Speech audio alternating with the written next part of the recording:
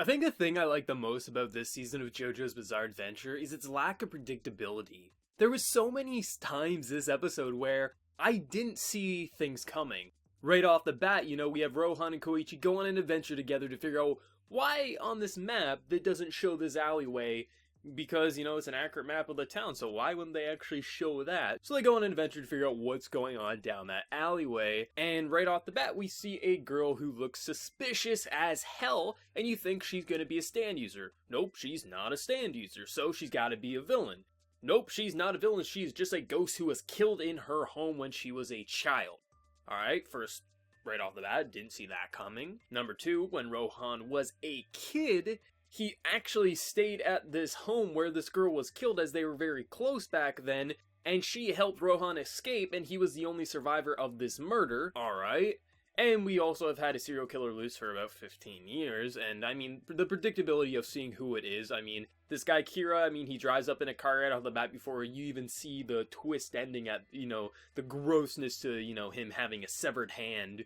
You could tell he was gonna be the serial killer. But the season is just full of a lot of twists, like last week we had, the two rodents here running around with stands, and I thought there would only be one of them, but there was double. It just feels like there's a lot of twists to the season, and I really appreciate it for that. But overall, this was a really good episode. I love seeing Koichi and Rohan go on a little adventure, because they used to be the worst enemies, and now, slowly, I think they're gonna become an interesting pair of friendship there. But it was really cool seeing this twist where they go down this alleyway and they just can't figure out which way to go. Because I thought the alleyway was a really cool twist, because no matter how many times they went down a different path, they always ended up in the same position. They couldn't figure out, so when this girl comes in to help them, she pretty much says, I can lead you on the right way, and, Rohan will say, use reverb, figure out where we need to go, fly up there, but every time he did that, it would just give off, so sometimes they even flipped the world on him. It was really, really entertaining, and the only way for them to actually escape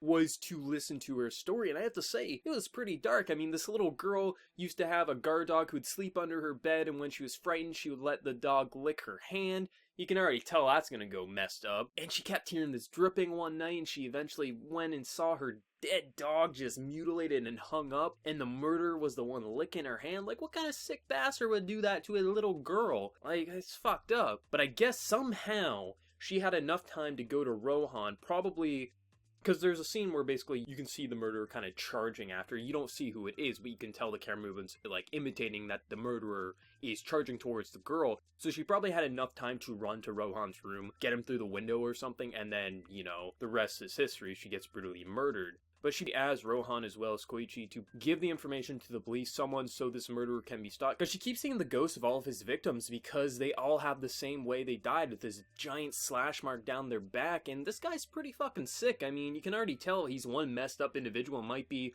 one of the weirdest and most insane villains JoJo has had so far. At the end, he literally is talking to a severed hand, and when blood drips, he makes the hand clean up the blood. He's gonna cook with the hand. It's like, this guy is fucked up, and I can already tell it's gonna get more fucked up later on, but I have to say I'm interested to see what happens, because still got a good 20 episodes or so left before this series is gonna end, so I wonder what more twists is gonna be coming our way, how many more stand users we're gonna get, but overall, it was a really good episode.